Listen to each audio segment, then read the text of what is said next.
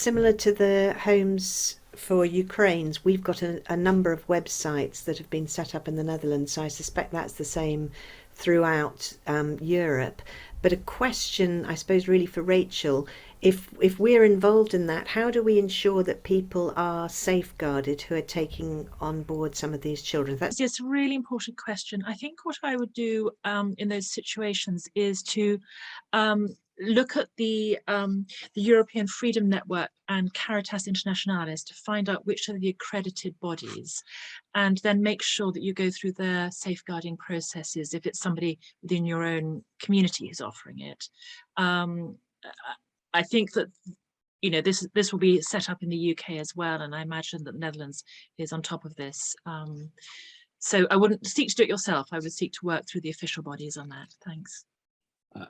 And just to add, Therese and others, our diocesan safeguarding team are available to give advice on specific things that you are encountering within your chaplaincy. They're not on this call at the moment, but safeguarding at Europe, at Anglican.org, sorry, they are always there to receive your questions. Hi, for some reason we have a huge influx of refugees here at the moment, and I just really wanted to assure everybody that the very basic checks are being made. I mean, certainly from our mairie, when people apply to be a host family for those impacted by the war, DBS checks are made on every family.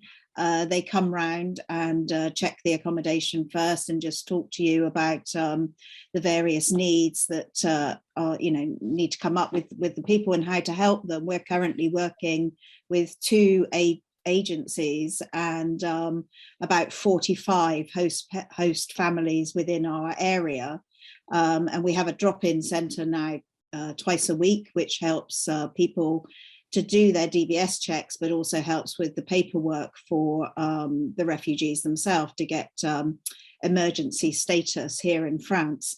I think one thing that's good to emphasize on anybody that's considering hosting refugees, especially here in France, is that they're looking for people to host for a minimum of 6 months, because it's felt to just be too traumatic to arrive out of this situation, go into a home for a couple of weeks, become stable, and then to be moved on again. So that's something that we are very much emphasizing with everybody that we work for, that this is long-term help that's needed. So I thought it was important perhaps to share that, and I'm not sure if that's the same in the UK. It's extremely useful and really interesting to hear how this move west as well in Paris. Maybe a slightly more negative perspective on all this is how I'm hearing from people on the ground who are already refugees or working with refugees from other communities and countries of war and oppression, this sudden, very positive, all doors open, welcoming all these Ukrainians, and the hurt being felt by other refugee communities and also by people on the ground working with them. And that's being within my own community. I've had some people say, I'm just disgusted. And what I want to do is just try and encourage those people, and I'd be interested to know what you all think about this, to say, yes, it is interesting. It does need exploring at some point why there's a difference in the way we are responding to this. But let's use this tragic situation as a way of opening the eyes of more people to the plight of what it is to be a refugee, to be displaced, to be fleeing, and to learn from this experience, which may help us as people, as human beings, to respond with more compassion and more willingness to welcome people coming from, for instance, Eritrea and Afghanistan and Syria and. So rather than just seeing it as, let's cross our hands and say, why are we treating this people like this and we didn't treat others? Let's see if we can use this as a growth point for our communities and harness this new found understanding. There's no easy answer. I think one side of it is that we're still committed to all of the existing work that we've been doing with the diocese in Europe over the last kind of 5 or 6 years to continue to respond and support chaplaincies that are engaging with other groups. I think the other side of it is that a lot of initiatives that maybe your chaplaincies will be doing, or other things, I mean, as a church, not distinguishing based on nationality is a really core understanding for us, I think, of how to respond in this way. And so I think we're very encouraging of initiatives that don't look to kind of ask someone for their nationality prior to being the recipient of support in that sense. On the advocacy side of it, I'm just going to jump in the chat a statement that was made by Bishop John Parambula, who's the Bishop of Bradford, is it? I think, but chair of the Church's Refugee Network in the UK, who's raised exactly what the point that you've raised, Carolyn. And I think that in conversations that I've been having with other people, we have seen this incredible response that we haven't seen in other movements. And so actually there's huge potential of that being the spear for change that is more inclusive. And so I think that that's kind of our long-term role as the church, to continue bringing that up. And to continue to advocate for the response that we've seen now to be open to all and welcome to all. So thank you for that challenge, Carolyn. I think it's something that we're all kind of going to be needing to advocate for going forward. Rachel, did you have something to add? Very quickly, Carolyn, thank you for raising that. And I think it's a crucial point, both for other nationals who are escaping or displaced within Ukraine, like Frank mentioned, the Nigerian family, but actually as a communion, to exactly what you say, use this point to actually raise the issue of other countries affected by conflict and people displaced, which are not in the news, but suffering terribly. And I think we have to keep that very much in our sights while we also respond to this current crisis. Thank you. In Riga, we are already seeing people fleeing Russia as well. We had somebody from St. Andrews moving, to Riga and joining us for worship last Sunday, who had to leave Russia because she's a journalist. So we will have these tensions within our, wider community, and maybe even in our church community.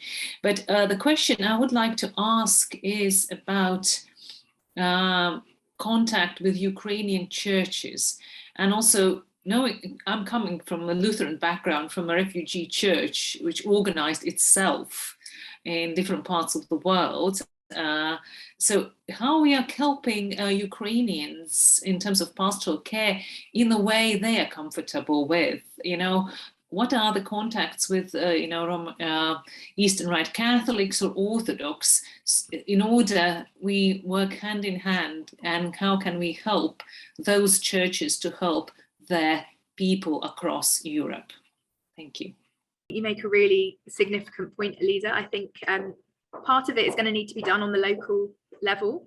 And I think that, often there are strong church networks, or you may know of those communities. So I think my first thing would be to kind of encourage you to maybe within the church or ecumenical networks that you have existing to reach out locally, because as you know, the context is going to be very different depending on where you are. And so I think working with those kind of groups within your own cities or towns or places will be kind of significant. In terms of kind of more institutional links, I can look into doing some more work on that. It's not something that I have huge contacts with. Andrew and Bishop Robert, is there anything you'd quite like to add? Well,